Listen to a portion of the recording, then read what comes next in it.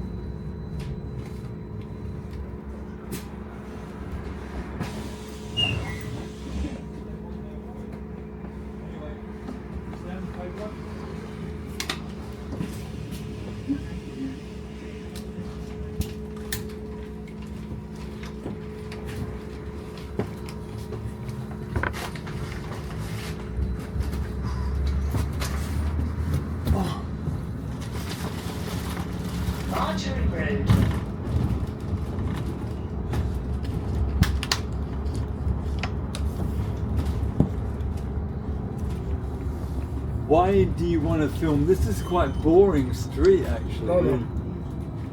To show the journey. Oh, I see. Yeah. So sometimes boring, but sometimes quite nice. Yeah. So. Oh, well, it's nice, but it's not extraordinarily nice. Yeah, I know. I mean, one thing this area's got. You see that tree there? Yeah. That's called a magnolia tree, I believe. A magnolia tree.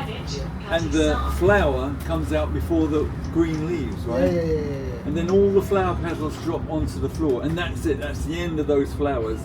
And they don't last very long, but they're really beautiful when they're going. But lots of these houses have got those particular. That's another one. That's it. Yeah, it starts to fall off. Yeah. As soon as one neighbour got it, they must have had the whole lot had cuttings from it or something, you know, because it's too much coincidence that they're all about the same size, you know. I'm sure it's quite interesting to know how these houses all sprung up, because this is kind of like London suburbia, really. The rich, or the royalty and all that lot, were in central London, right? Yeah. But then, as soon as they started making factories and stuff like that, everybody came up here because the train could bring them up here. The transport link is more easy in the centre than in the suburbs. So. That's when they had steam trains, coal-driven trains, right? Yeah. And they had lots and lots of lines everywhere. You know, they were train mad. You know. Oh yeah. It took somebody, I forget his name now, but he came in and he cut all these lines off, saying these don't make a profit. You got lines going out to these little villages with strange names, you know. Yeah. And they're saying it doesn't make a profit, really, you know. So they cut it shorter. Yeah. Right. And It's stopped in Lewisham now, isn't it? Yeah. He was hated when he did it.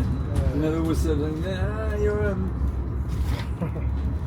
nasty bastard. Yeah. But most of London was very squalid as well. You know, they weren't good houses; they were crappy. You know. Yeah. It took 2 world wars to smash everything flat. Big new one. Some of these houses are old as the First World War. Some of these bizarre houses. But the architecture seems to be quite modern, you know. Yeah. This one need to be very old. See that one, but this one seems so like to be a bit new. Well, design. sometimes they support the house with kind of girders, and they just knock off the front of it and put a front facade on it, you know. Oh, okay. So the old house is still there, but I think the cover basically. Yeah. Well, they call it a facade. They change the facade, but the structure remains the same. Yeah. The old structures. Or veneer. Veneer is this. Veneer. It's the cover of it. Yeah.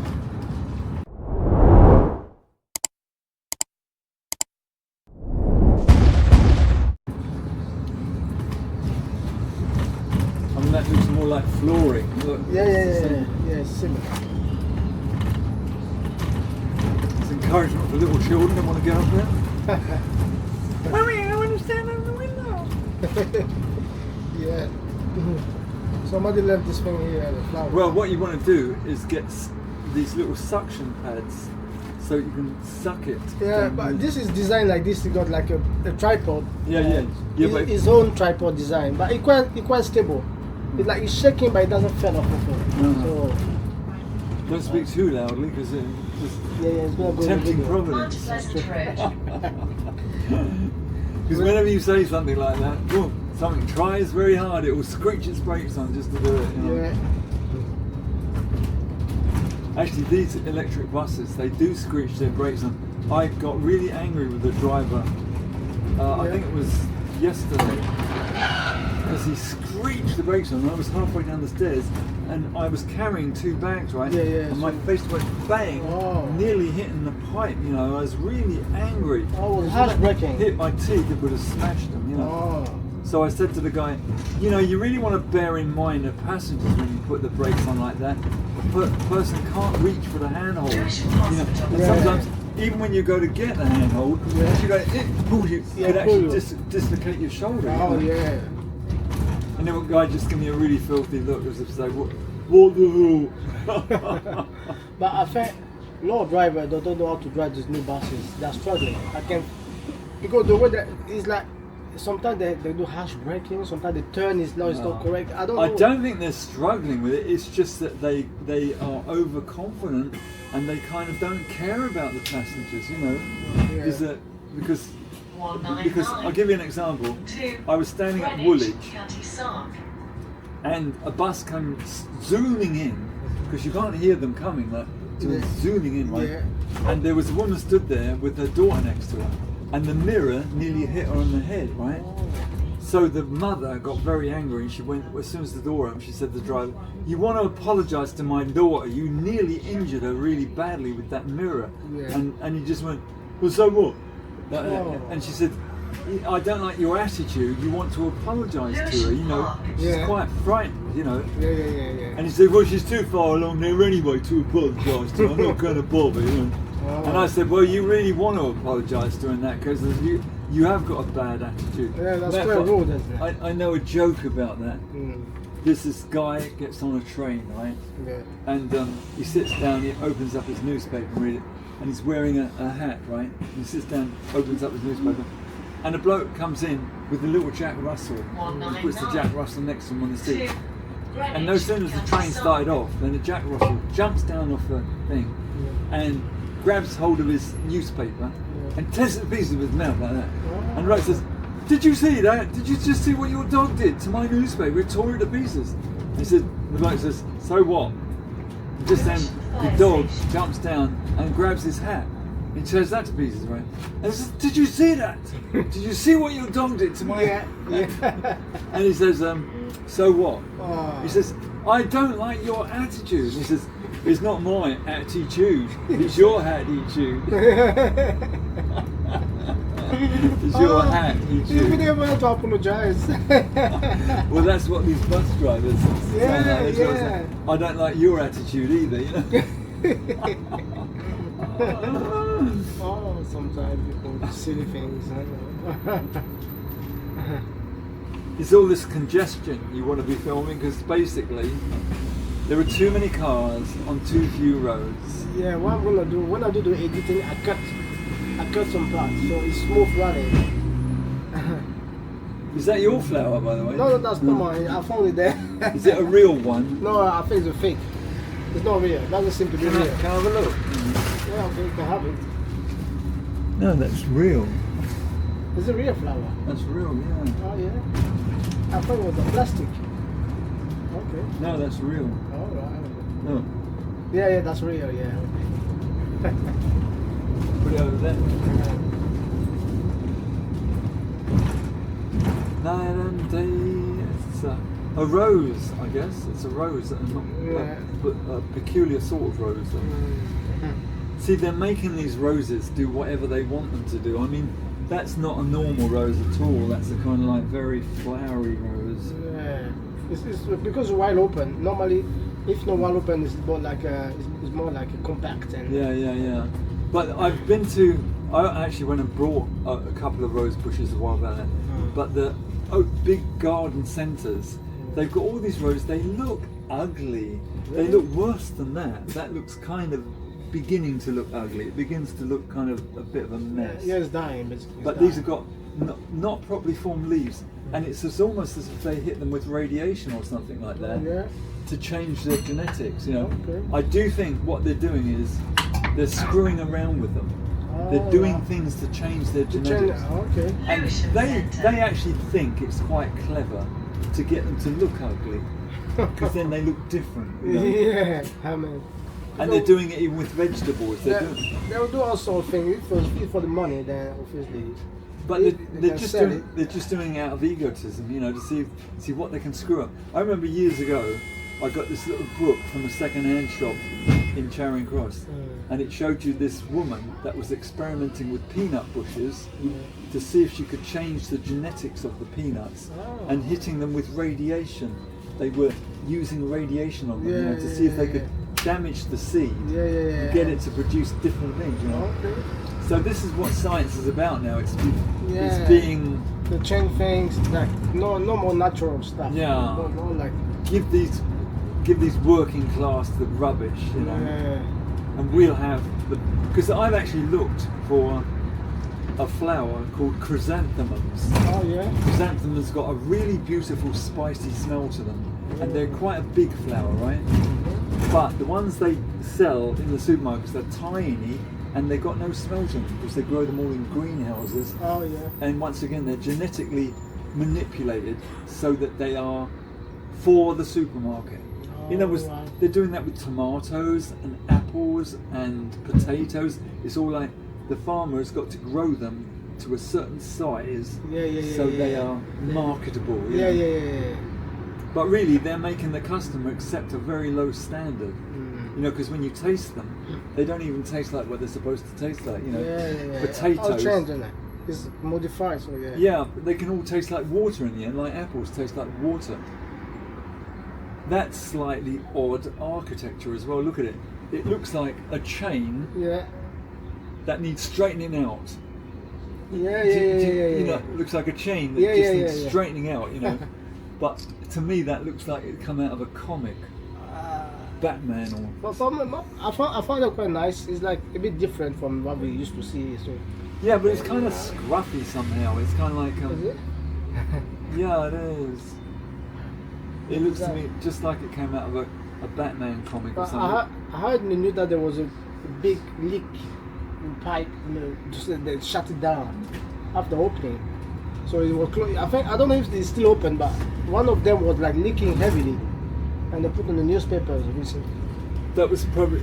You're not sure that's that one there? No, that one. That's the new building, the Lewisham thing. Oh, I see what you mean. Yeah. So. See that one almost looks like it's snake skin. Yeah. The colour is not really. But once again, it looks odd. It doesn't really. I mean, I get it. I get about odd architecture, right? But it's kind of like it sometimes looks too odd. Oh yeah. Yeah. It's kind of, in every way, it's kind of like this stuff. They don't really care very much about, and this. You know, it's kind of all computer generated shit. Yeah, you know? that's true. Yeah, they sit in the office, make the design on the computer, and then say, okay, this is Lewisham it. Station. But the thinking behind it, I believe, is that people can drop rubbish on it and it doesn't really notice because it's already kind of dirty. Because in some of these buses, it looks like the decorators have been in and they've left all drops of paint on the floor. You know. So if you drop your bubble gum down, it ain't gonna notice. You know.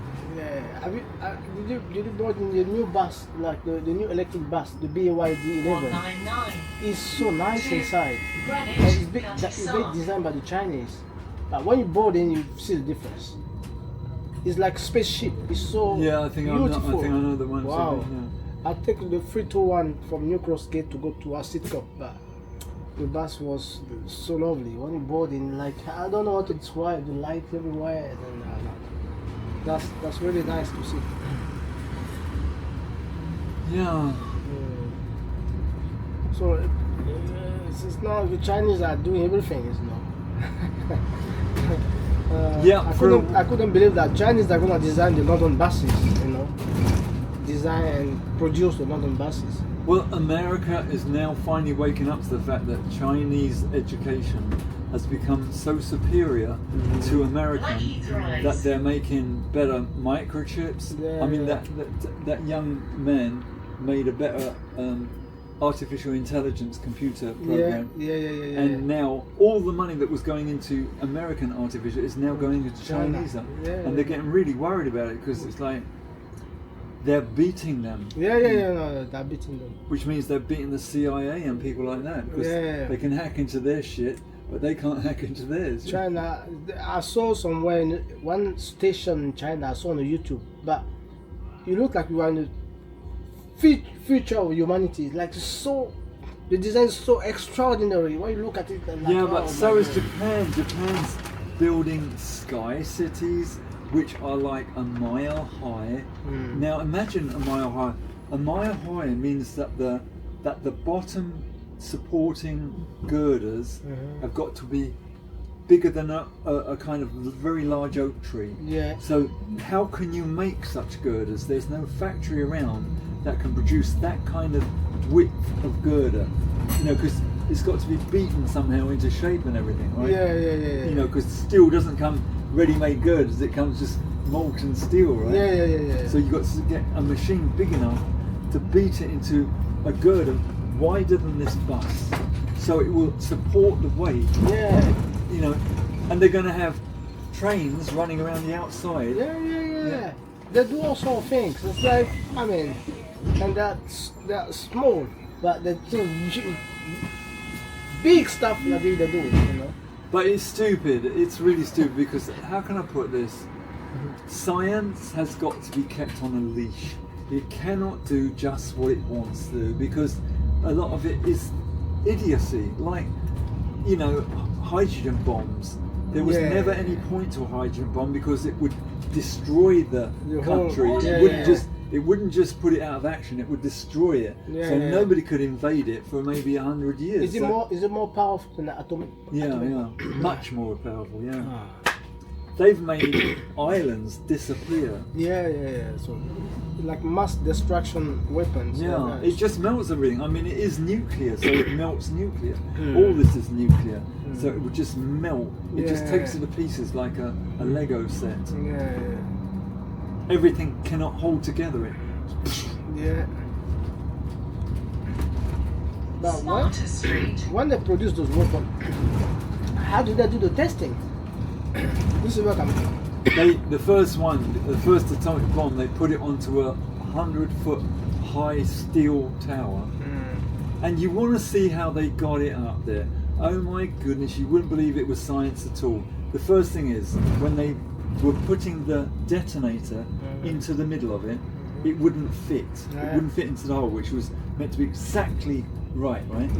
So the scientist, Oppenheimer, says, what is the fucking matter here? You've got all these fucking scientists and all these fucking billions of dollars and you can't even fit the detonator into it? I don't fucking believe you. You know, he's going like that, right? So you know, calm down, Oppenheimer, calm down. You know, what it is the detonator has been under the heat of the sun and it's swollen. So we've got to cool it down and then it'll fit there, which it did, right? So he goes, well, I'm so pleased that you finally got to it. Okay, and he comes back. And he says, now we've got to lift it up this 100-foot steel tower, right? So they've got this chain thing and they're pulling it like that. And they get it about 100 foot up and Oppenheimer says, hey, you know, there's only one chain there, you know, it's not two chains. It goes round in a loop, right? Exactly. You sure it will take the weight of that? That weighs about 2 tons, you know? And the guy says, well, we're not really sure. And he says, well, I think the best thing you can do is go and get a truckload of mattresses and we'll put them on the floor here. So if the chain breaks, it'll hit the mattresses. And I'm thinking like, are you kidding me? An atomic bomb is going to drop from 100 feet onto the mattresses and what, bounce? But that's what they actually did, seriously. They actually did that. I got a photograph of it because they filmed the event, right? And I photographed where they were actually putting these mattresses down there, you know, which they got off a truck, you know. So when it fell down, it's gonna bounce, you know. That's the theory, but I mean, no scientist would ever say that, you know, but Oppenheimer said it. Yeah. You know, the thing is, they only had enough radioactive isotopes for 3 bombs, right? So if they'd have lost that first one, they wouldn't have been able to even test it. Oh, yeah. You know? So they only had enough purified uranium for 3 bombs, you know, so they couldn't have any accidents. So the very fact that he said put some what do you call them, bedding down there, you know, he was risking losing that bomb, you know? Yeah. And maybe Even if he fell on a mattress, it bounces back, it's gonna crash on the floor, because something like a heavy thing coming from above, and then it fell on the mattress. The mattress is like, well, there's a small chance it could even start a chain reaction as well. I mean, basically they had things like plastic explosives inside this. Plastic explosives go on impact kind of thing, right? Yeah. So it is possible, just barely, that it could have. I mean, that's how Chernobyl happened. Was an explosion that caused the meltdown. You know. Disaster. And they, you know, Russia was so lucky that it had dedicated Russians there who must have believed in their communism so much that they were willing to lay their lives down as firemen and as engineers going underneath the meltdown. The meltdown was working its way down, right? They had to go underneath to get to these water tanks, which would have been immense water tanks, right? And empty the water out. They had to turn on these kind of like great big things. They had to turn them open to open it up so that water could be released. Because if that meltdown had got into that water, it would have totally blasted away, because you know, the water couldn't escape in time. It would have been it would have been all steam instantly, and it would have filled up that tank and just blasted everything, you know. Yeah, crazy. I mean, safecrackers have used that principle to open a safe.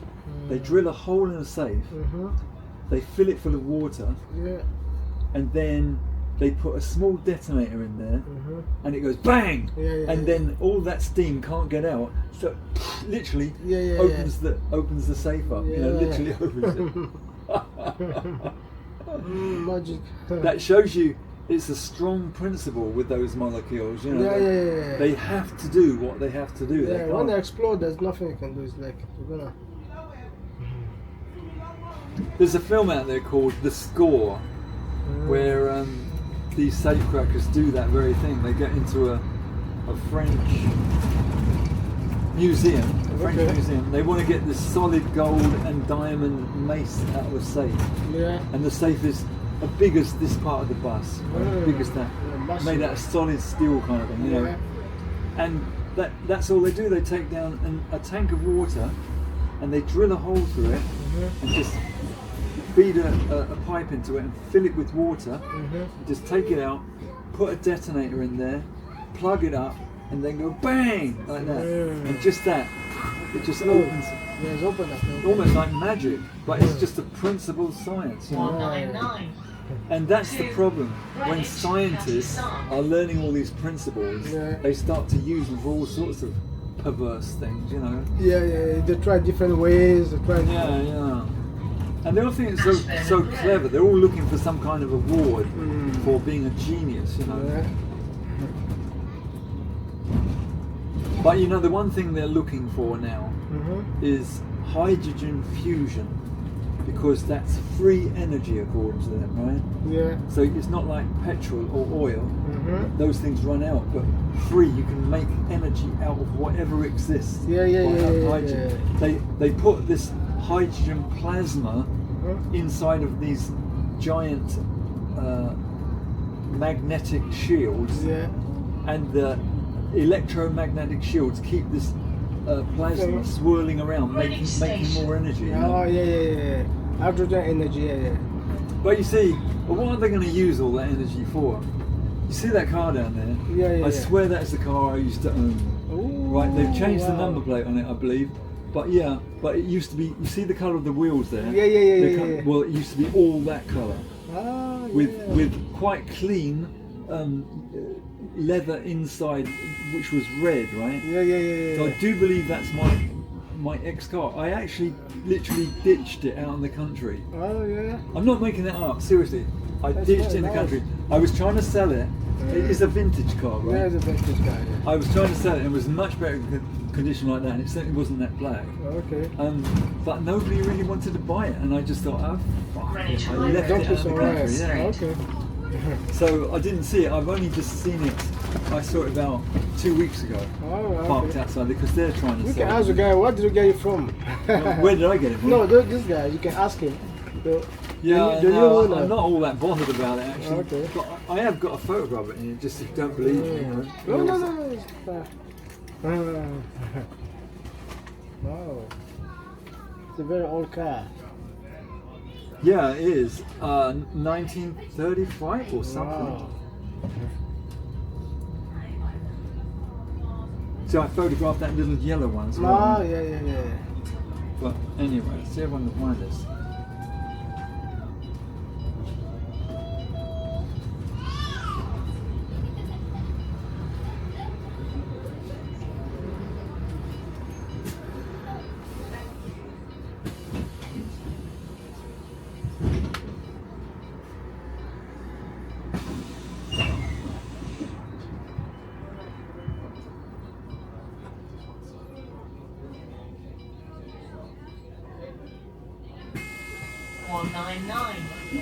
To Greenwich, Cutty, Sark.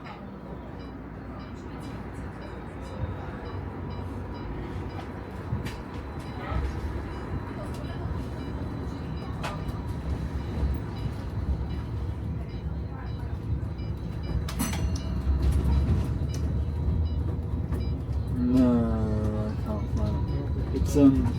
It is in there somewhere, but I started the list the wrong way. I should have gone Greenwich the other Church way Street. because I've got thousands of things there. Okay.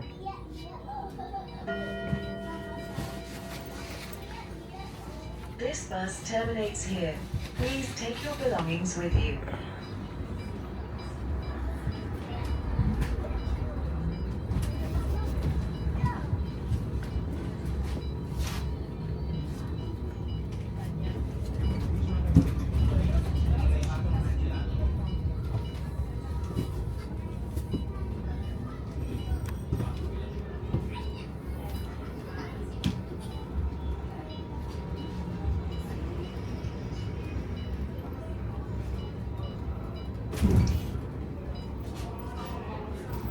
But the minute I get on this bus, it'll come up